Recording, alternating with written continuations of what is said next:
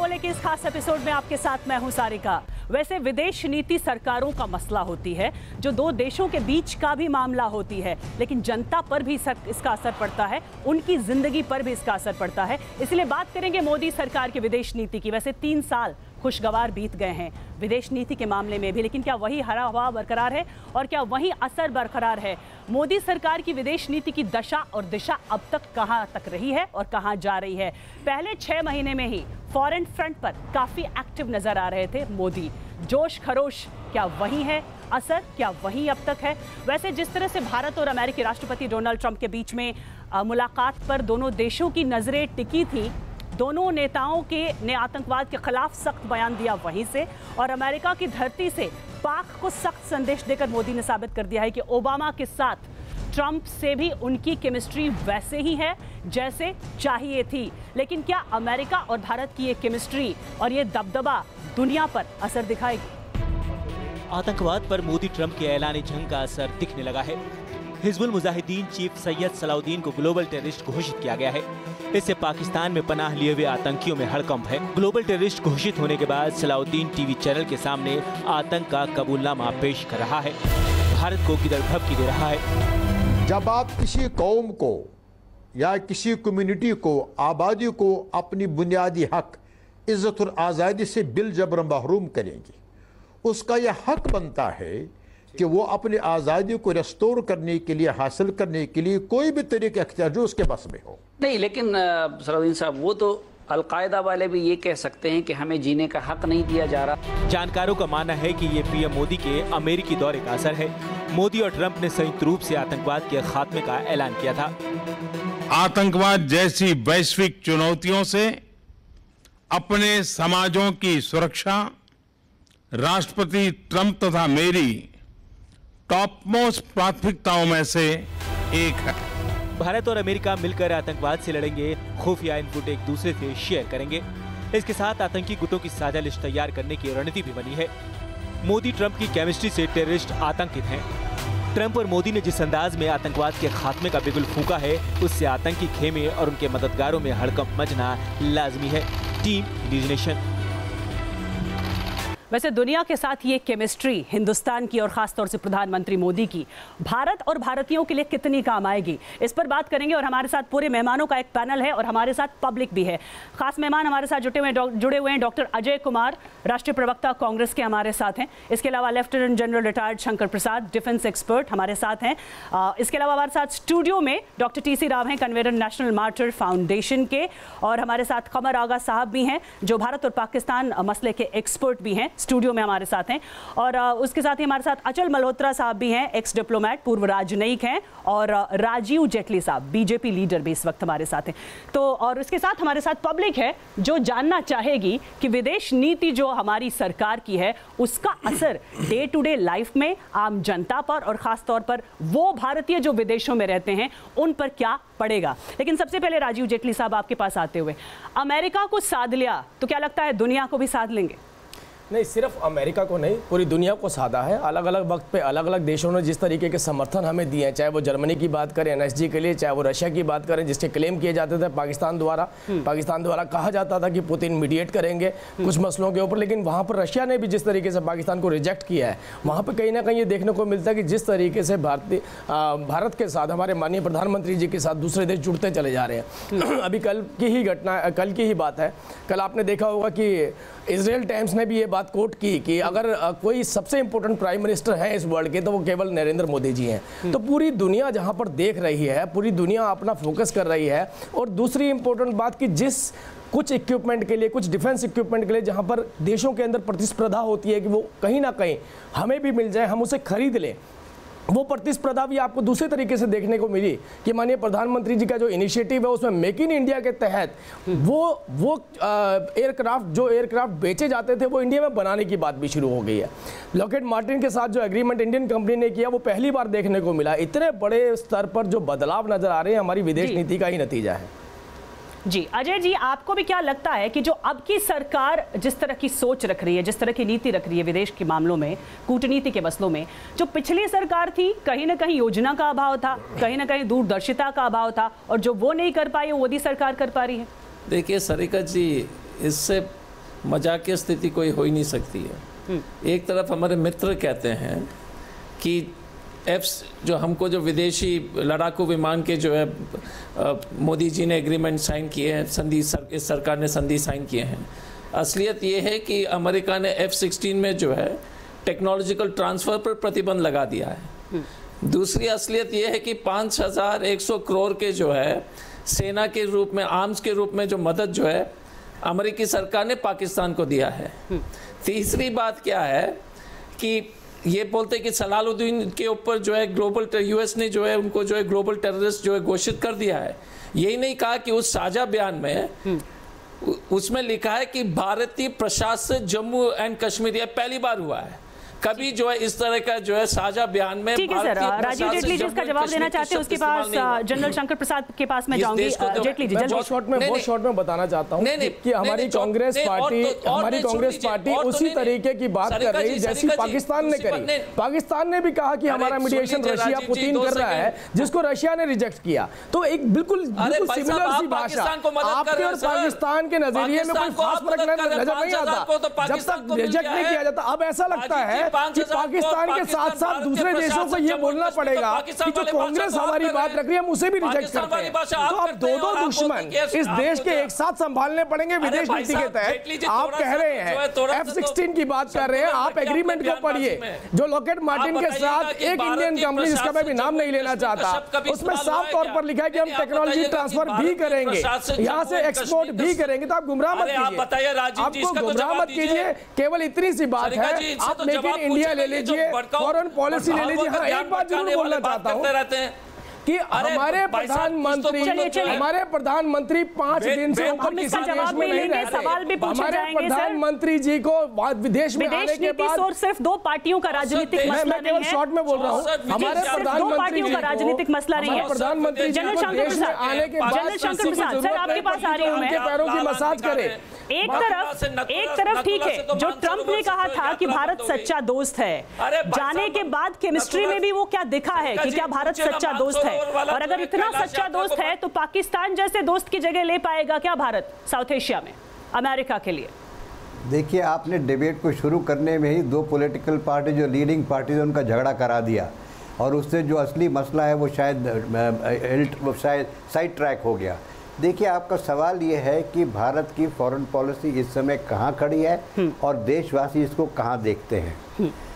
मैं समझता हूँ ख़ास तौर से जहाँ तक पाकिस्तान की बात रही, पहले साल में बीजेपी की जो फॉरेन पॉलिसी थी पाकिस्तान के बरखिलाफ, वो समझना थोड़ा कठिन हो रहा था इस मारे कि शायद बीजेपी कई एक तरीके अपना रही थी कि शायद हालात अच्छे हो जाएं।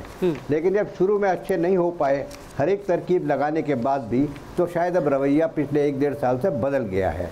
अब आज की तारीख में भारत सरकार की जो आज सरकार है उसका कोई मैं ऐसा पॉलिटिकल सपोर्टर नहीं हूँ, मैं एक अनपॉलिटिकल नॉन पॉलिटिकल बात करना चाहता हूँ। उसमें साफ जाहिर हो रहा है कि जिस तरीके से प्रधानमंत्री हमारे चाहे किसी भी पार्टी के हों इस समय, वो जिस तरीके से फॉरेन ट्रैवल्स में फॉरेन हेड्स ऑफ स्टेट से मिल रहे हैं, अभी रशिया से मिले, जर्मनी में गए, फ्रांस गए, पोर्चुगल गए, अमेरिका गए, नीदरलैंड गए, इजराइल जा रहे हैं, सब जगह उन्होंने अपने देश के हित की बात की है, जो कि सबसे बड़ी बात है टेररिज्म। और विश्व के सभी बड़ी पावर्स ने उनकी समर्थक उनसे एग्री किया है कि terrorism is the biggest enemy and we will all fight it jointly.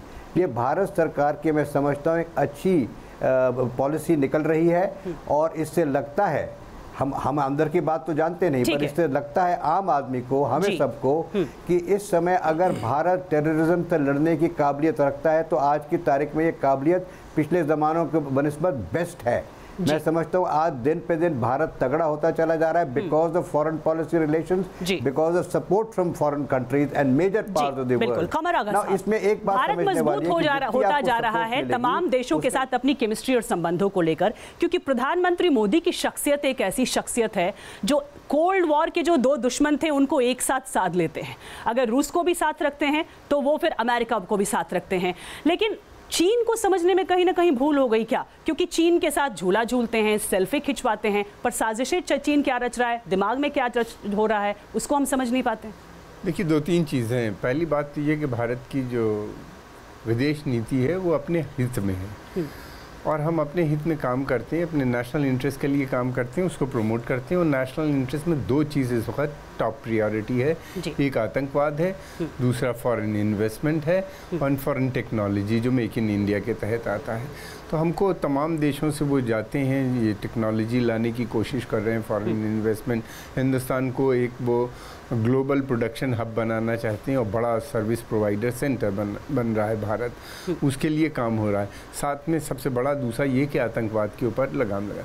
China के साथ हमारी मुश्किलें बनी हुई हैं। हमारी पॉलिसी ये है कि चाइना के साथ बातचीत के ज़रिए मसलों का हल करना। हम कोई कॉन्फ्लिक्ट, कोई वॉर नहीं चाहते। हमारा 70-75%। लेकिन क्या वही हम कहीं ना कहीं फेल हो रहे हैं? अचल मल्होत्रा साहब, बातचीत भी हमने करने की कोशिश की, चीन भी घुमा है प्रधानमंत्री, चीन से बुला भी लिया उनके राष्ट्राध्यक्ष को, लेकिन चूक कहाँ हो जा रही है जो आज भी हमारी टेरिटरी पर कब्जा करने के लिए उनके सैनिक घुस आते हैं? ये कल तक की बात है, बंकर तोड़ डालते हैं हमारे। देखिए, जहाँ तक चाइना का सवाल है, मैं कमारा साहब की बात को थोड़ा आगे बढ़ाते हुए कहूँगा कि चाइना को लेकर हमारी जो पॉलिसी है आज की तारीख में वो यूनिडायमेंशनल नहीं है, एक तरफा नहीं है, उसकी मल्टी प्रोन्ड अप्रोच है। उसमें कोलैबोरेशन और कोऑपरेशन भी आती है जहाँ तक संभव हो। तो वो आप ट्रेड और इन्वेस्टमेंट में देखें तो काफ़ी हद तक हम उनके साथ इंटरेक्ट कर रहे हैं। उसके बाद जहाँ कम्पीट करने की बात है, हम उनसे कम्पीट भी कर रहे हैं। अगर उन्होंने पर्ल ऑफ वो जो एक पॉलिसी बनाई थी हमें घेरने की, तो उसके खिलाफ हमने भी सागरमाला और दूसरी कई धीरे धीरे करके जो इंडियन ओशन से लिटोरल स्टेट्स है उनके साथ मिलके कोऑपरेट करने की बात करी है। तो जहाँ उनसे हम कोऑपरेट करना है वहाँ कोऑपरेट कर रहे हैं, जहाँ कम्पीट करना है वहाँ कम्पीट कर रहे हैं, और जहाँ पॉसिबल होगा हमें कंटेन करेंगे। तो मैं तो कहता हूँ कि चाइना पॉलिसी 4 या 3 C के चारों तरफ घूमती है, कोऑपरेट, कंटेन, कम्पीट। और लेकिन डॉक्टर टीसी राव, पाकिस्तान की पॉलिसी किस ओर घूमती है? क्योंकि पाकिस्तान के नवाज शरीफ को हम बुलाते हैं, गले लगाते हैं, उनके यहाँ भी चले जाते हैं, बिरयानी, साड़ी, मैंगो डिप्लोमेसी सब कुछ करते हैं और सब फेल, हालात और बदतर। सारिका जी, पाकिस्तान के साथ में जो हमारे संबंध है वो ज्योग्राफिकली हम दोनों साथ साथ है, बहुत लंबा बॉर्डर शेयर करते हैं। चाइना पे उनकी हमेशा नज़र रहती सपोर्ट के लिए, जो हमेशा क्वेश्चन प्रोवाइड करता है चाइना पाकिस्तान को जब भी समय आया है। अभी तक पाकिस्तान अमेरिका को अपना गार्जियन समझता आया है। आप 71 की लड़ाई में देखो आप उन्होंने क्या हमारे साथ किया था। रशिया को पाकिस्तान हमारा गार्जियन समझता है, लेकिन आज हिंदुस्तान बहुत सक्षम है और हमारी गवर्नमेंट को टेररिज्म को एक्सपोज करने में जितने एफर्ट्स किए हैं मैं काफ़ी मानता हूँ। 83 विजिट्स अभी तक प्राइम मिनिस्टर पिछले 3 साल में कर चुके हैं। फर्स्ट ईयर में 9 विजिट्स थी टेररिज्म को एक्सपोज करने के लिए। टेररिज्म को एक्सपोज करना मीन्स इनडायरेक्टली पाकिस्तान को एक्सपोज करना, पाकिस्तान की फंडिंग बाहर से रुकवाना, एड बाहर से रुकवाना। और मुझे पूरी उम्मीद है कि आने वाले समय में चाइना भी रियलाइज करेगा, बिकॉज चाइना के लिए भी बहुत बड़ा डोमेस्टिक मार्केट है। रियलाइज करेगा आने वक्त में चाइना, लेकिन क्या हम रियलाइज कर रहे हैं तीसरे साल में आकर? क्योंकि पहला साल संभावनाएं लेकर आया था जब अमेरिका, पाकिस्तान और चीन को टॉकिंग टेबल पर भारत ने बिठा लिया था, लेकिन क्या ये तीसरा साल हकीकत से रूबरू करा रहा है हमें? तो विदेश नीति के मामले में पाकिस्तान शायद हमारी दुखती रग है और अब वो नासूर बन गया है, ऐसा लग रहा है। ऐसा नहीं है कि प्रधानमंत्री मोदी ने रिश्ते बनाने की कोशिश नहीं की पाकिस्तान के साथ, क्योंकि सार्क देशों को न्योता भेजकर शपथ ग्रहण में उन्होंने ये जाहिर कर दिया था कि उनका मन क्या कहता है, उनकी नीति क्या होने वाली है। वैसे खुद गए, तोहफे भेजे, लेकिन रिश्ते वहीं के वहीं, ढाक के 3 पात। तो वैसे जेटली साहब, कमी कहाँ रह जा रही है? पाकिस्तान को हम समझ नहीं पा रहे हैं, या उसके लिए एक नीति नहीं बना रहे हैं, या फिर चुनावी मुद्दों में हवा देकर उसका इस्तेमाल कर रहे हैं और उसके बाद अंजाम भुगत रहे हैं? देखिए, एक बात अभी पहले चर्चा हो रही थी चाइना को लेकर के, मैं एक बात थोड़ा सा आपकी नॉलेज में डालना चाहता हूँ। जो ज्वाइंट स्टेटमेंट प्रधानमंत्री मोदी जी ने और ट्रंप ने दिए हैं, उस स्टेटमेंट में क्या कहा गया? उसमें भी बिल्कुल क्लियरली कहा गया कि किसी भी तरीके से टेरिटोरियल इंटीग्रिटी के साथ कॉम्प्रोमाइज ना किया जाए। तो एक क्लियर संदेश तो कहीं पर गया, जहां पर इस बात को माना गया कि जो पाकिस्तान ने अपना सीपेक, जो चाइना OROB जो अपनी रोड बनाई है, उसमें कहीं ना कहीं ऐसा कोई काम किया गया है जहां पर उसको डिस्प्यूटेड कर दिया गया है। लेकिन मैं इस बात में नहीं जा रहा, मैं दूसरी बात में जाना चाहता हूं कि चाइना के साथ सबसे बड़ी प्रॉब्लम है कि हमारे पास, क्योंकि इंडिया उसमें पार्टिसिपेट नहीं कर रहा, उसके बाद जो कंट्रियां उसमें पार्टिसिपेट कर रही हैं वो कहीं ना कहीं डेब्ट कंट्री हैं, जो कहीं ना कहीं कर्जे में डूबी। और चाइनीज बैंक ने भी ये बात कही है कि अगर आप उन देशों के साथ काम करेंगे तो कहीं आप चाइना के जो बैंक है उनको बहुत भारी नुकसान उठाना पड़ेगा, शायद बिलियंस में उठाना पड़े, बिलियन डॉलर्स में उठाना पड़े। लेकिन जब पाकिस्तान की बात आती है, ठीक है, तो पाकिस्तान ने कहीं ना कहीं सरेंडर किया है दोनों ही तरीके से, चाहे वो चाइना के सामने सरेंडर किया हो, चाहे उसने वो अमेरिका के सामने सरेंडर किया हो, और तीसरी तरफ से जहां अमेरिका ने अपना वर्जन दिया और उसमें जो सैयद सलाहुद्दीन को टेररिस्ट घोषित किया, जिसमें और भी कंट्रीज सब साथ में मिलने वाली है, यूरोपियन कंट्रीज भी आएंगी जहां से उनको फंडिंग होती है। तो चाइना कहीं ना कहीं एक लंबी लड़ाई है, टेरर से लड़ाई भी एक लंबी लड़ाई है। लेकिन अजय कुमार साहब, आप क्या ये मानेंगे कि विदेश नीति के मोर्चे पर मोदी सरकार का प्रदर्शन भी शानदार रहा है, स्वतंत्रता और बेबाकी पर नजर आता है जो पिछली सरकारों में नजर नहीं आया था, और जो भारतीय हितों की पैरवी मोदी सरकार कर पाई है वो बाकी सरकारें अब तक नहीं कर पाई थी? देखिए, बीजेपी के हमारे साथी लोग को जो आदत सी बन गई है इतिहास को फिर से लिखने का। अगर आप देख लीजिएगा, पंडित नेहरू से लेके अभी तक इंदिरा गांधी जी के समय से लेकर के न्यूक्लियर एक्सप्लोजन से समय से लेकर के अचल जी एक राजनयिक भी हैं, इस पैनल में शामिल हैं। भारत की विदेश नीति में जिस तरह से भारत ने विदेश नीति पिछले 7 साल में संभाला है, अचानक आपने 3 साल के इवेंट मैनेजमेंट कर करके आप वाहवाही लूटने की जो कोशिश हो रही है, एफडीआई भी इवेंट मैनेजमेंट का नतीजा है। हो सकता है एफडीआई भी इवेंट मैनेजमेंट का नतीजा हो सकता है। इस देश की जो रेटिंग बढ़ी है इंटरनेशनली, वो भी इवेंट मैनेजमेंट के साथ जोड़कर देखना चाहते हैं। आप भी बोलिए सर, पूछना चाहता हूं, बोलिए सर, उपलब्धियां नहीं अजय जी आप कहिए अपनी बात, इस तरह से किसी तरह अपनी उपलब्धियां आप मुझे बताइए, सरिका जी इस तरह से बहस नहीं होती है। बीजेपी वाले की पुरानी आदत है, अरे शांत जो इस देश को कहीं कंसीडरेशन में नहीं लिया जाता था, वो आपकी फॉरेन पॉलिसी थी। आप फॉरेन पॉलिसी अजय जी को अपनी बात कहने दीजिए। अजय जी जल्दी से, मोदी जी का नाम लेते तो इतने डरिए मत मोदी जी। अरे हम नहीं कहते हैं, दूसरा देश कहते हैं कि सबसे इंपॉर्टेंट प्रधानमंत्री नरेंद्र मोदी जी हैं। आप बताइए कौन से देश ने बोला मनमोहन सिंह जी को सबसे प्रधानमंत्री मानेंगे ना? आप देखिए, गठबंधन सरकारों की मैं केवल इतना बोलना चाहता हूं, फर्क है तो केवल इतना फर्क है। अजय जी आप ये मानते हैं कि गठबंधन सरकारों की मजबूरी के कारण आपकी सरकार वो नहीं कर पाई जो करना था, क्योंकि न्यूक्लियर डील करके प्रधानमंत्री मनमोहन सिंह ने भी ये साबित कर दिया था कि उनके पास भी वो दमखम है, वो सक्षमता है। एक मिनट, आपकी सरकार के पास भी वो दमखम था सर, न्यूक्लियर डील करके ये बता दिया था अमेरिका के साथ, लेकिन गठबंधन की मजबूरी या अंदर का दबाव कहीं ना कहीं उनको कमजोर करता रहा और आपकी विदेश नीति बलि का बकरा बनती रही गठबंधन सरकारों की। क्या आप मानते हैं? ये इवेंट मैनेजमेंट के चलते हुए आपको जो बहुत बड़ी गलतफहमी हो रही है। आप बताइएगा कि जापान नहीं एकदम जापान के साथ हमारे जो जापान के साथ जो रिश्ता था, मैं केवल इतना बोलना चाहता हूं, बार-बार एम्फसाइज कर रहे हैं इवेंट मैनेजमेंट को लेकर। इवेंट मैनेजमेंट के अंदर with in that event management एक उपलब्धि तो बता दीजिए। ठीक है अजय जी, आप मानते हैं कि मोदी की विदेश नीति में मैनेजमेंट से ज्यादा कुछ नहीं है? शिष्टाचार रखिए। अब ये तो बताइए कौन सी कंट्री के साथ आपके अच्छे रिलेशन रहे? ठीक है अजय जी, आप खुद ही जवाब दे दीजिए कि क्या आप मानते हैं कि मोदी की विदेश नीति इवेंट मैनेजमेंट से ज्यादा कुछ भी नहीं है, और क्या कुछ भी हासिल नहीं हुआ है? इसीलिए क्योंकि इनको जो गले से बात उतरेगी नहीं। आप बताइएगा कि H1B1 वीसा जो है भारत के 3 लाख करोड़ के जो है सॉफ्टवेयर इंडस्ट्री है, उसका 7% अमेरिका से आता है। H1 वीसा पर कोई चर्चा नहीं, चाइना पाकिस्तान इकोनॉमिक कॉरिडोर पर कोई चर्चा नहीं, ऊपर भी चर्चा। आप बताइएगा NSG जो न्यूक्लियर सप्लाई ग्रुप, अरे सुनिए सर 2 सेकंड के लिए, अरे जेटली जी अगर उनका फ्लेक्सिबल भारतीय जनता पार्टी के जो अभद्र व्यवहार के लोग हैं, ये भी थोड़ा शिष्टाचार रखिए डिबेट में। जेटली जी एक मिनट, ठीक है आप जल्दी से बताइए अजय जी। इतने मोदी जो अमित शाह जी से इतना डरिए मत, सुनने का क्षमता रखिए। अपनी बात रखिए, एक मिनट जेटली से, विदेश नीति के मसलों को राजनीतिक ना बनाइए, यही तो दिक्कत होती है। अरे तो जब आप बोल रहे थे तो हम बोल रहे थे क्या? मैं आपसे केवल इतना पूछ रहा हूं, जब आप बोल रहे थे हम बोल रहे थे, राहुल जी से क्यों डर लग रहा है? जेटली जी, केवल नानी जी का घर है, दूसरा कोई घर ही नहीं है। आपके लिए फॉरेन पॉलिसी और फॉरेन जो है नानी जी तक सीमित रहती है, मैनेजमेंट आपके लिए अजय जी को बोलने दीजिए। बार-बार ये सवाल उठाया, बार-बार ये कहा जा रहा है कि एक साझे बयान में इंडिया एडमिनिस्टर कश्मीर का जिक्र किया गया है। मैं ये कहना चाहता हूँ, आपकी चैनल के थ्रू से सबको ये बताना चाहता हूँ कि हमें मिस इन्फॉर्मेशन नहीं चाहिए। पहली बात तो कोई साझा बयान में इंडिया एडमिनिस्टर्ड कश्मीर की बात नहीं है।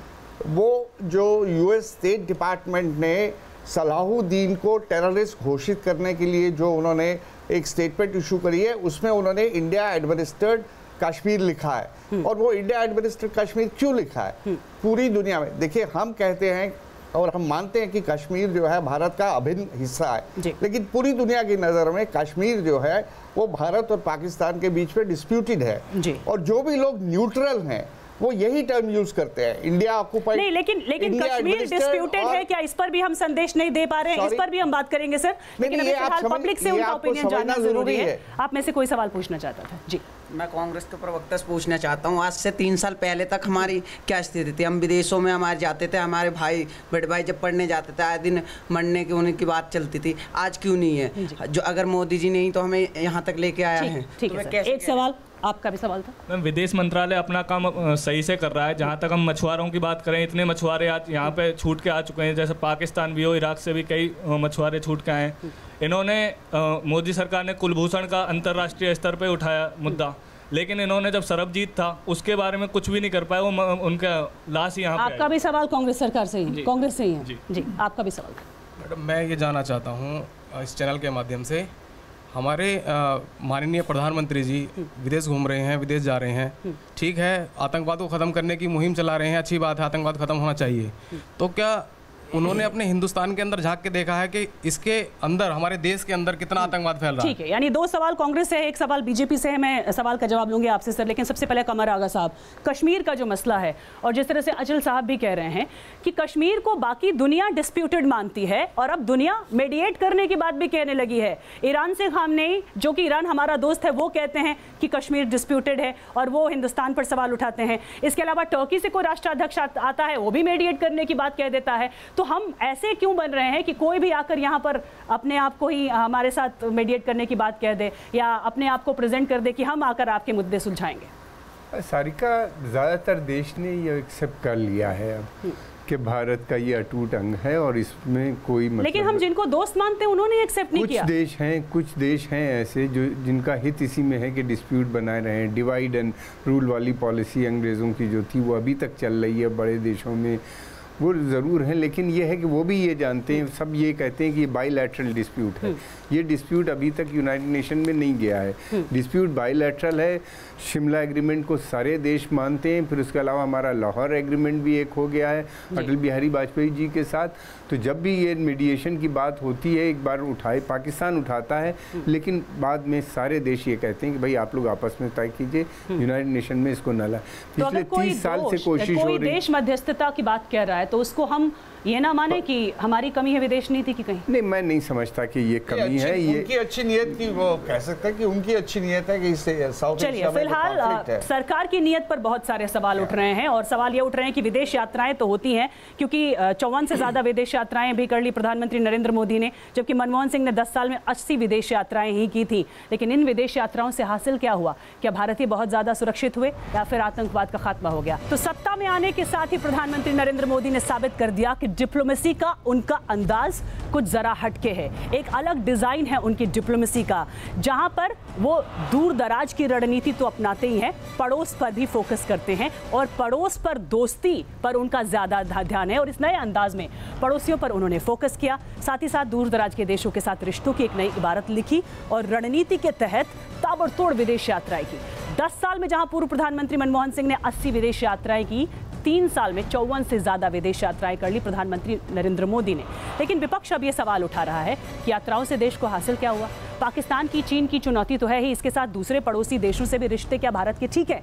अरब और इजराइल के साथ रिश्तों में तालमेल बिठाने के लिए क्या कर रही है मोदी सरकार? अरब देशों से भी रिश्ता अच्छा हो, इजराइल से भी संबंध मधुर हो, भारत की विदेश नीति की ये सबसे मुश्किल चुनौती रही है। लेकिन अपने 3 साल के कार्यकाल में पीएम मोदी ने अरब और इजराइल से रिश्तों में तालमेल बिठाने की कोशिश की है। पीएम कई अरब देशों की यात्रा कर चुके हैं और अब वो इजराइल की यात्रा पर जा रहे हैं। इजराइल की यात्रा पर जाने वाले पीएम मोदी पहले भारतीय पीएम होंगे। Israel is welcoming Prime Minister Modi with a lot of love, enthusiasm and expectation for what will be a very important and landmark visit in the long history of Indo-Israel relations. Arab Israel के साथ तालमेल बिठाने में कामयाब रहे हैं मोदी। इसके साथ ही सीरिया में अमेरिका और रूस की तनातनी का असर भारत के साथ रिश्तों पर नहीं पड़ा है। पश्चिम एशिया के साथ पीएम मोदी ने पड़ोसी देशों से अच्छे रिश्तों पर काफी जोर दिया है। बांग्लादेश के साथ ऐतिहासिक लैंड डील हुई। अफगानिस्तान, श्रीलंका, म्यांमार और भूटान के साथ भी भारत के रिश्ते अच्छे हैं। लेकिन पाकिस्तान और चीन की चुनौती अभी भी बरकरार है। सीमा विवाद को लेकर भारत चीन के बीच पिछले कुछ दिनों के दौरान तनाव बढ़ा है और दोनों देशों से निपटना बड़ी चुनौती है भारत के लिए। तो सवाल बहुत सारे हैं लोगों के और इन सवालों के जवाब जानने भी जरूरी हैं। बीजेपी और कांग्रेस से जनता ने सवाल पूछे थे, तो सबसे पहले जेटली साहब आपके पास ही आते हुए कि इतनी सारी विदेश यात्राएं, विपक्ष तो सवाल उठाता है, ये जनता भी सवाल उठा रही है कि ना आतंकवाद से हम सुरक्षित हुए, ना बाहर हम ज्यादा सुरक्षित हुए, ना नौकरियां ज्यादा सुरक्षित हुई। तो ये कहां है जहां आपकी विदेश नीति पास हो गई है? देखिए, जब आप विदेश नीति की बात करते हैं तो हम बाहर की बात कर रहे हैं, हम बाहर की बात कर रहे हैं तो हम यमन की बात कर रहे हैं। अगर सुरक्षा की बात करते हैं तो भारतीयों को कितनी सुरक्षा कतार में मिलनी चाहिए उसकी बात कर रहे हैं, जिसके ऊपर हमारी फॉरेन मिनिस्टर ने भी बात बहुत कैटेगरिकली बोली कि हमारा एक भी हिंदुस्तानी वहाँ पर डिस्टर्ब नहीं होने देंगे। जब हम बात करते हैं तो उस बच्चे की भी करते हैं जिसको पाकिस्तान से हिंदुस्तान लाया गया और पाकिस्तान से हिंदुस्तान लाने के बाद उसने अपना वर्जन दिया, वो भी हमारी विदेश नीति का नतीजा था। लेकिन जब हम इन सारी बातों को कहते हैं और ये कहते हैं कि हमारी जितनी भी यात्राएं माननीय प्रधानमंत्री जी की, उसके क्या नतीजे निकले? उसके सबसे बड़े नतीजे निकले कि जो इतिहास में पहली बार जितनी बड़ी एफडीआई आई, वो भी उसका एक बहुत बड़ा नतीजा था। इतना बड़ा हमारे देश को जो आज रेटिंग मिली है, जो रिस्पेक्ट मिली है, पूरी दुनिया के अंदर कभी इस देश को वो रेटिंग और वो रिस्पेक्ट नहीं मिल पाई थी। तीसरी बात, अगर हम बात करते हैं कि मेक इन इंडिया, जैसे मैंने अभी टेक्नोलॉजी ट्रांसफर की आपने बात करी कि इजराइल जो हमें दे रहा है वो टेक्नोलॉजी ट्रांसफर भी कर रहा है, वो जो एक हमारी सेल्फ डिपेंडेंसी है। जब लोगों की जा रही हैं, अगर वहां पर यूएस का अपना इंटरेस्ट है, नौकरियां वहां अगर जाएंगी तो आपके पास क्या नौकरियां हैं उन्हें देने के लिए? और अगर नहीं है तो क्या आपके मेक इन इंडिया में अमेरिका सपोर्ट करेगा? बिल्कुल, देखिए, अमेरिका ने मेक इन इंडिया के लिए जो इनिशिएटिव लिए हैं वो मैं नहीं कहता हूं, उसकी ज्वाइंट स्टेटमेंट में प्रेसिडेंट ट्रंप ने भी बोली है बात, उनकी जो इंडस्ट्री है उन्होंने भी बात बोली। और प्रेसिडेंट ट्रंप को वहीं के जो कंपनीज हैं, वहीं की जो मल्टीनेशनल कंपनी है, उन्होंने भी ट्रंप को ये बात रखी है, प्रेसिडेंट ट्रंप को, कि हमें इसके अंदर फ्लेक्सिबिलिटी इसलिए लेकर आनी है क्योंकि अमेरिका की ग्रोथ इंडिया की मैन पावर के साथ ही हो सकती है। उसके बाद जब हम इन बातों से अलग हटकर दूसरी बात कहते हैं तो हम ये भी कहना चाहते हैं कि आज देखिए यूरोप, आज देखिए जर्मनी, आज देखिए फ्रांस, आज देखिए बेल्जियम, हर तरीके से हर कंट्री भारतीयों के साथ जुड़ना चाहती है, इंडिया के साथ जुड़ना चाहती है। इसका सबसे बड़ा एग्जांपल इजराइल आपके सामने है, जिसके साथ हमारा टाई अप हुआ, जिसने हमें पूरी तरह से टेक्नोलॉजी ट्रांसफर करी। अमेरिका अपनी टेक्नोलॉजी ट्रांसफर करना चाहता है। जो अजय जी ने सबसे पहले बात रखी थी F-16 की, तो मैं उसको करेक्ट करना चाहता हूँ, F-16 में भी टेक्नोलॉजी ट्रांसफर होगा, F-16 में भी टेक्नोलॉजी ट्रांसफर नहीं की जा सकती थी। क्या ठीक है, लुक ईस्ट पॉलिसी मोदी सरकार की प्राथमिकता रही थी। पड़ोसियों के साथ उन्होंने वहां भी ताबड़तोड़ यात्राएं की, उन्हें भी बुलाया, लेकिन पड़ोसियों के साथ वे रिश्तों में क्या सब कुछ आपको ठीक ठाक लग रहा है? देखिए, लुक ईस्ट की पॉलिसी कामयाब है, इसमें कोई दो राय नहीं है। सार्क की पॉलिसी कामयाब है, उसमें कोई दो राय नहीं है। आपका सवाल यह है कि वेस्ट की तरफ देखा जाए तो देखिए, ये प्रधानमंत्री भी सऊदी अरेबिया भी होकर आए हैं, सऊदी अरेबिया भी भारत को सपोर्ट करता है। केवल बात रही सिर्फ चाइना की और उसके साथ लिंक पाकिस्तान की। पाकिस्तान को समझना इतना कठिन नहीं है जितना लोग बना रहे हैं। पाकिस्तान ने एक रणनीति बनाई है भारत के ऊपर टेररिज्म थोपने की, और 20 साल से एक सिलसिला चला आ रहा है। इसको क्यों नहीं हम समझते? इसको 20 साल हो गए हैं, सुलझाना कोई आसान नहीं है। ये ऐसी चीज़ नहीं है कि आप थोड़ा सा किसी से बातचीत करें, पाकिस्तान से रिलेशन अच्छे हो जाएंगे। भारत सरकार ने काफ़ी समय कोशिश की कि पाकिस्तान के संग रिश्ते अच्छे हो जाएं। पिछली सरकार ने, आज की सरकार ने और कई एक सरकारों ने, लेकिन वो नहीं हो पा रहे हैं। तो अब इसके लिए कोई नया सोल्यूशन ढूंढने के लिए मोदी सरकार तैयारी कर रही है। जहाँ तक चाइना का सवाल है, और एक बीच में जरा डाइग्रेशन कर देता हूँ, इवेंट मैनेजमेंट की बात कर रहे हैं। देखिए, foreign policy by itself is an event management. आपको मैनेज करना है, आपको कोई देश इस तरह से सपोर्ट नहीं करेगा। हर एक देश अपना हित देखता है, इसमें मेरा क्या फायदा है। मतलब आप मानते हैं कि मैनेजमेंट होना चाहिए विदेश नीति का? बात होती है तो बात आगे बढ़ती है। सर, आप मानते हैं कि विदेश नीति का मैनेजमेंट होना चाहिए और ये जरूरी है? ये मैनेजमेंट है, विदेश नीति इज मैनेजमेंट बाय इटसेल्फ। जी सर, फिर इस मैनेजमेंट में पहले की सरकारें कहाँ चूक गई? मैनेजमेंट नहीं करेंगे तो कैसे रिलेशन आगे बढ़ेंगे? पहले की सरकारें क्यों चूक गई? जब आप रूस को साधने की कोशिश करते थे तो अमेरिका दूर चला जाता था, अमेरिका को साधने की कोशिश करते थे, रूस दूर चला जाता था। लेकिन मोदी सरकार आखिरकार वो खास क्या कर पाई कि रूस भी साथ आ गया, अमेरिका भी साथ आ गया, और दोनों देशों के राष्ट्राध्यक्ष हमारे यहाँ दौरे भी करते हैं और मोदी भी जाते हैं। सारी का कई चीज़ें थी। पिछली सरकार जो थी वो न्यूक्लियर डील में उसका काफ़ी समय लगा, 8 साल लग गए उसको न्यूक्लियर डील साइन कराने में अमेरिका के साथ। वो एक बहुत बड़ी उपलब्धि भी है भारत के लिए, मैं ये नहीं कह रहा हूँ कि नहीं है, लेकिन उसमें टाइम बहुत उनका बर्बाद हुआ। दूसरी बात ये भी कि उनकी स्टाइल ऑफ फंक्शनिंग बहुत स्लो थी। उन्हीं ने साउथ एशिया के ऊपर बिल्कुल अपने नेबर की तरफ बिल्कुल ध्यान नहीं दिया था। साउथ ईस्ट एशिया में ज़रूर थोड़ा बहुत उन लोगों ने ध्यान दिया था। अफ्रीका की तरफ उन्हीं ने बहुत ज़्यादा काम नहीं किया था। उनकी पूरी कोशिश ये थी कि किसी भी सूरत से पश्चिमी देशों से रिलेशन अच्छे बनाए जाए, लेकिन मोदी जी ने आके कम से कम एक काम ये किया कि पहले ही दिन तो अमेरिका में भी चूक गए ना, पश्चिमी देशों में भी रिलेशनशिप बनाने में अमेरिका में चूक गए। रिपब्लिक डे में मेहमान ओबामा इतने सालों के बाद बन पाए हमारे, और अगर एक वक्त ओबामा मेहमान बनते हैं तो दूसरी बार अल नयान भी बनते हैं।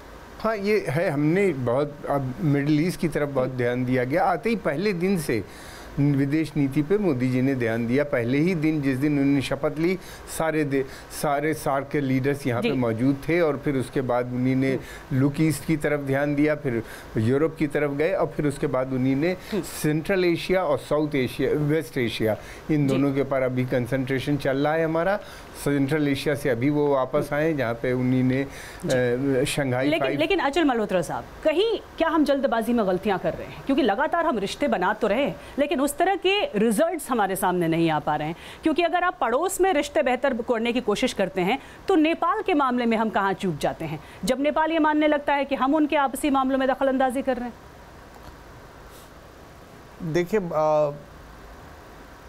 26 मई 2014 को नई सरकार आई, इतना बड़ा मैंडेट लेके आई, और मोदी जी ने इसमें अपना फॉरेन पॉलिसी में पर्सनल इन्वेस्टमेंट टाइम एनर्जी का किया, और उन्होंने बहुत से इनोवेटिव स्टेप्स लिए। कोशिश उनकी यही थी कि नेबरहुड फर्स्ट पॉलिसी के अंतर्गत वो सब जितने भी हमारे नेबरिंग कंट्रीज़ हैं उनको अपना उनसे हमारी दोस्ती बढ़े, हमारी म्यूचुअल अंडरस्टैंडिंग बने। लेकिन साउथ एशिया की एक बहुत बड़ा इतिहास है। हमारा जो इतना बड़ा साइज़ है, जो हमारा इतनी बड़ी इमेज है, जो हमारा इतना बड़ा एक ऑरा है, उसके सामने ये सारे साउथ एशियन कंट्रीज़ जो हैं अपने आप को बोना समझते हैं। तो कहीं ना कहीं हर देश में उनके जो नेशनलिस्ट सेंटिमेंट्स हैं वो ये समझते हैं कि भारत जो है बिग ब्रदरली हमारे साथ जो व्यवहार करता है, और उसको दर्शाने के लिए कभी कभी वो चाइना कार्ड भी खेलते हैं। ठीक। तो शुरू से अगर हम देखें, आपने नेपाल की बात करी, नेपाल में एक बहुत बड़ी लॉबी है जो इंडिया को लेके मिसट्रस्ट और ट्रस्ट डेफिशिएंट बढ़ाने के अलावा कोई काम ही नहीं करती है, और उन्हें हमेशा ऐसे लगता है कि। लेकिन सर, फिर सवाल ये उठता है ना कि हम अगर पड़ोस को नहीं संभाल सकते हैं तो फिर दूर दराज के रिश्ते कैसे संभाल के रखेंगे? वो तो लॉन्ग डिस्टेंस रिलेशनशिप हो जाता है जी, उसको कैसे रखेंगे? नहीं, ये मजबूरी है हमारी, क्योंकि हमारा जो इतना बड़ा होना जो है, हमारा इतना बड़ा और इतना सशक्त और इतना सक्षम होना जो है, वो बहुत सारे देशों को हजम नहीं होता हमारे अड़ोस पड़ोस में। उन्हें लगता है कि कुछ कहना चाहते, जल्दी से। मैं इंडो नेपाल रिलेशन पे मैं थोड़ा ध्यान दिलवाना चाहूँगा सभी का। 1950 की जो ट्रीटी है हमारी, फ्रेंडशिप ट्रीटी, वो बेस था। इन्होंने ट्रांजिट और ट्रेड ट्रीटी को अलग करवाया हमसे।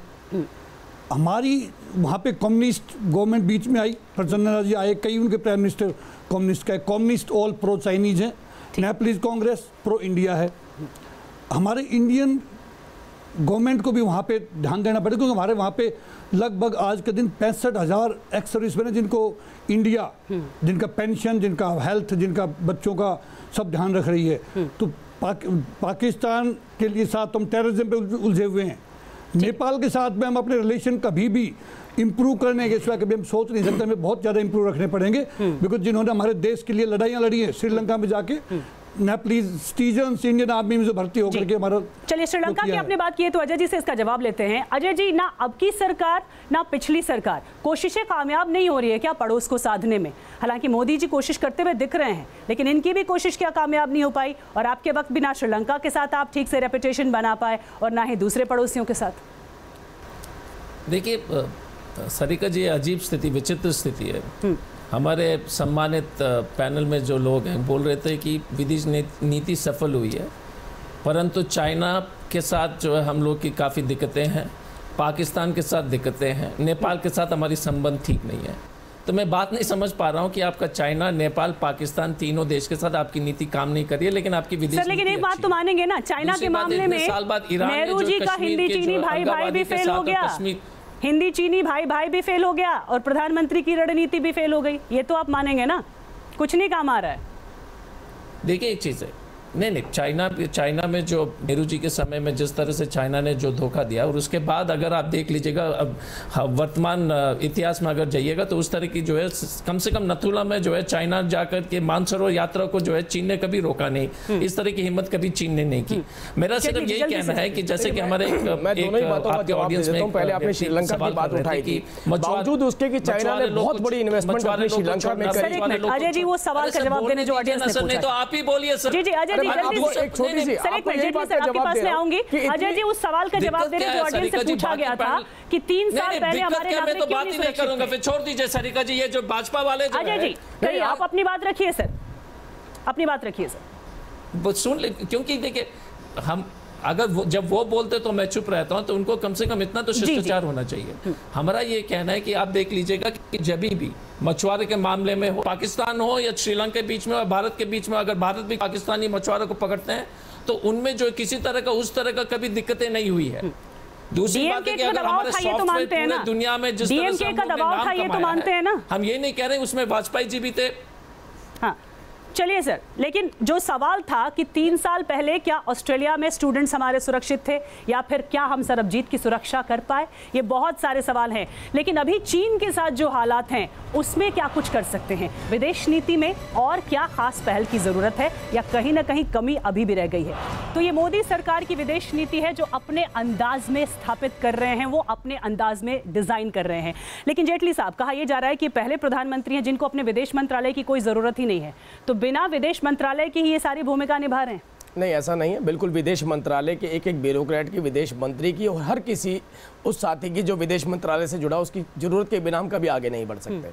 आप अभी थोड़ी देर पहले चर्चा कर रहे थे श्रीलंका को लेकर, मैं केवल इतनी बात बोलना चाहता हूँ, जिस चाइना ने बहुत बड़ी इन्वेस्टमेंट श्रीलंका के पोर्ट पे करी, वही श्रीलंका, यही हमारी विदेश नीति का नतीजा है कि उसी श्रीलंका ने चाइना को अपने सबमरीन वहां पर पार्क नहीं करने दिए। ये भी हमारी विदेश नीति का ही नतीजा है। लेकिन ये भी आपकी विदेश नीति है सर कि 1 बेल्ट 1 रोड में आप नहीं जाते हैं, आपका ही नुकसान होता है, और वही चाइना आपके जो श्रद्धालु हैं उनको रोक देता है। बिल्कुल नहीं, 1 बेल्ट 1 रोड के अंदर बार बार चाइना का ये स्टेटमेंट आई है कि हम इंडिया की बिना 1 बेल्ट 1 रोड मतलब सीपैक जिसे वो कहते हैं उसको कामयाब नहीं कर सकते। आपने तो ये साबित कर दिया ना कि जिस टेरिटरी पे वो कब्जा की बात कर रहे हैं वो उनकी है, आपने ना जाकर ये साबित कर दिया। यहाँ पे अगर हम जाते हैं तो हम साबित करते हैं कि ये उनकी है, हम नहीं गए, हमारा एक ही वर्जन था, हमने कहा हम अपनी इंटीग्रिटी, टेरिटोरियल इंटीग्रिटी के साथ कोई कंप्रोमाइज नहीं करेंगे। और ये बात प्रेसिडेंट ट्रंप ने भी अपनी जॉइंट स्टेटमेंट में बोली। हम ये कहते हैं कि हम किसी तरीके से कॉम्प्रोमाइज नहीं करेंगे, लेकिन चाइना किसी भी तरीके से सीपैक को हमारी इंडिया की के कंट्रीब्यूशन के बिना आगे नहीं बढ़ा सकता। तो फेल्योर है ना कि जो रास्ता खोला जाता है चीन के सहयोग के साथ, वहीं पर जाकर वो गेट बंद कर देता है। अजय जी, आप क्या कहेंगे इस पर सर,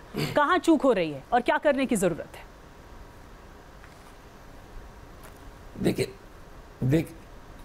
देखिए पहले तो भारतीय जनता पार्टी वैसे पहली सरकार है जिसने विदेश नीति की राजनीतिकरण इन्होंने की है। अगर आप देख लीजिएगा, इससे पहले वाजपेयी जी भी प्रधानमंत्री थे, गुजराल साहब, इंदिरा गांधी, किसी ने जो है विदेश नीति की राजनीतिकरण इसलिए जो है आपस में जो है इस तरह का बहस होने लगी है। सभी विपक्षी दल, सभी दल जो है एक ही साथ होते थे, क्योंकि ये अपने राजनीतिक स्वार्थ से इतने प्रभावित हैं। तो उसने जो देश की जो विदेश नीति है, उन्होंने जिस स्थान पर, मकान पर इन्होंने पहुंचा, मैं इनसे पुनः अनुरोध करता हूं कि विदेश नीति को एक राजनीतिक इवेंट मैनेजमेंट के रूप में मत लीजिए। किसी प्रधानमंत्री ने नहीं किया है। इससे पहले भी सब लोग साथ में गिनवाया जा सकता है, जो पहले आप गिनवा नहीं पाए थे, इसलिए आपको राजनीति नजर आ रही है। पाकिस्तान के प्रवक्ता, क्योंकि गिनवाया शंकर प्रसाद जिस बात पर विपक्ष बार-बार सवाल उठा रहा है, सर एक मिनट, सर सबसे कमेंट लेना मुझे, सर जनरल शंकर प्रसाद को भी तो बोलने दीजिए ना।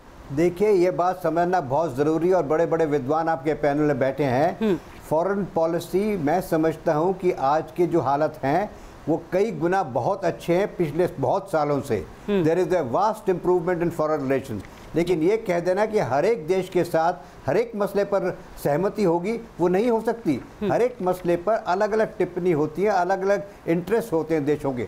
लेकिन अगर इसका सम टोटल देखा जाए तो मैं समझता हूँ कि भारत आज बड़े अच्छे स्टेटस पर पहुँच गया है। हमारी आज की foreign policy world wide acceptable है। जितनी वर्ल्ड की पावर्स हैं। और जैसा शुरू में किसी ने डिबेट ने कहा भी था कि इजराइल के प्राइम मिनिस्टर हमारे प्राइम मिनिस्टर का वर्ल्ड का बेस्ट प्राइम मिनिस्टर मानते हैं, तो ये बातें आमूमन आज तक कभी सुनने में आई नहीं थी। ठीक है सर। तो मेरा ये मानना है कि आज भारत की foreign policy is on a very firm footing. We are respected country in the world and some limited issues are existing, always exist, चाहे चाइना के साथ हो, चाहे बांग्लादेश के साथ हो, चाहे नेपाल के साथ हो, लेकिन इसका ये मतलब नहीं है कि फॉरेन पॉलिसी फेल हो रही है। Foreign policy is on a very strong footing today. बिल्कुल सर। कमर आगा साहब, आपके पास आते हुए जो कहा लेफ्टिनेंट जनरल शंकर प्रसाद ने कि अगर कोई, हर देश को हम साथ लेकर नहीं चल सकते हैं, किसी के साथ मतभेद रहेंगे और किसी के साथ हमारा मन मिलेगा, लेकिन कुल मिलाकर अभी हम कहाँ खड़े हैं? देखिए, ये ग्लोबलाइज्ड वर्ल्ड है, इसमें फॉरेन पॉलिसी बहुत इंपॉर्टेंट है और बगैर फॉरेन पॉलिसी पे ध्यान दिए हुए मोदी जी ने इसीलिए सबसे ज़्यादा प्रायोरिटी फॉरेन पॉलिसी को काफ़ी दी है। दूसरी बात यह है कि हमारे सभी देशों से अच्छे रिलेशन है, केवल कुछ एक दो पड़ोसी हैं, ख़ासतौर से एक पाकिस्तान के साथ हमारी समस्या है, नेपाल से हमारे अच्छे रिलेशन है। गवर्नमेंट से कभी कभी वहाँ की गवर्नमेंट से कुछ टेंशन हो जाते हैं, गवर्नमेंट बदल जाती हैं, फिर रिलेशन ठीक हो जाते हैं। श्रीलंका के साथ भी यही है, बांग्लादेश के साथ हमारे बहुत अच्छे संबंध हैं इस वक्त, जिससे हमें बहुत सपोर्ट भी मिल रही है। फिर उसके अलावा यानी पड़ोसियों में अभी भी हैं जिनको हम काउंट कर सकते हैं। लेकिन अचल मल्होत्रा साहब, दो बदे अगर बात किया जाए, एक तो यूरोपीय कंट्रीज का और दूसरे जापान का, इनके साथ बैलेंसिंग एक्ट कैसा हो हमारा, क्योंकि आतंकवाद से लड़ाई में हमें यूरोप अभी समझ सकता है और जापान हमें किस तरह से मदद कर सकता है? देखिए, आपने यूरोप और यूरोपियन यूनियन और जापान की बात करी, तो ये जो हमारी ग्लोबल अप्रोच है, जो हमारी पॉलिसी का डाइवर्सिफिकेशन है, इतिहास गवाह है कि जब तक कोल्ड वॉर चल रही थी हमारे पास ज़्यादा ऑप्शंस नहीं थी, हम विली नीली सोवियत कैंप में चले गए थे। और 1990 के बाद कुछ ऐसी परिस्थितियां बनी हैं जब हम पूरे ग्लोब को साइमल्टेनियसली एड्रेस कर सकते हैं। मैं आपसे एक बात आखिर में ये कहना चाहता हूँ कि विदेश नीति का भी हमारा इतिहास उतना ही है 70 साल का, जितना हमारे देश के स्वतंत्रता का इतिहास है। सफलताएं वहां पे भी थी, असफलताएं पहले भी थी, सफलताएं अभी भी हैं, असफलताएं अभी भी हैं। तो फिर इसे बेहतर क्यों माना जाए? विदेश नीति जीरो सम गेम कभी नहीं होता। नेशनल इंटरेस्ट को लेके हम चलते हैं, नेशनल इंटरेस्ट को लेके दूसरे लोग चलते हैं। तो मुझे लगता है कि इसी बिल्कुल, को यानी विकास, आर्थिक जो बढ़ोतरी है हमारी, वो और आतंकवाद, दो ऐसे मसले हैं जहां हमें अपने विदेश नीति को पुख्ता करने की जरूरत है। लेकिन डॉक्टर टीसी राव, आप क्या सोच रहे हैं, ये आतंकवाद पर साथ लेना क्या अभी भी कंफ्यूजन के दौर में है या हमारी एक क्लियर पॉलिसी बन गई है विदेश नीति के मामले में? मैम, आतंकवाद is an obstruction for economic development, for political development, social development. That has to be tackle on priorities. ये तो कोई डाउट नहीं है इसके अंदर, सबसे पहले हमने उसको टैकल करना है। मैं बताना चाहूँगा कि हम 4th लार्जेस्ट आर्मी इंडिया के अंदर, 7th हम ज्योग्राफिकली लार्जेस्ट इंडिया वर्ल्ड में, 9th हम इंडस्ट्रियल प्रोडक्शन में है, 9th नंबर पर हम इंडस्ट्रियल प्रोडक्शन में। लेकिन हम बाहर जा कर के NSC की मेंबरशिप के लिए हम क्यों न अपने आप को वहाँ पे जा कर के उन लोगों को महसूस कराएं कि yes we need to be included. छोटे छोटे कंट्री एनएससी के मेंबर्स हैं, व्हाई नॉट इंडिया? तो we should not decimate a politician who has done so much for the nation. इस दौर में तो खास तौर से विदेश नीति पहुंच गई है, ये हम कह सकते हैं कि इतना दमखम दिख रहा है कि कोई भी देश नजरअंदाज करने की कुव्वत हमें नहीं रख सकता है। लेकिन फिर भी 3 साल किसी सरकार के प्रदर्शन को आंकने के लिए कम होते हैं, खास तौर पर विदेश नीति के मोर्चे पर। तो इंडिया बोले में फिलहाल इतना है।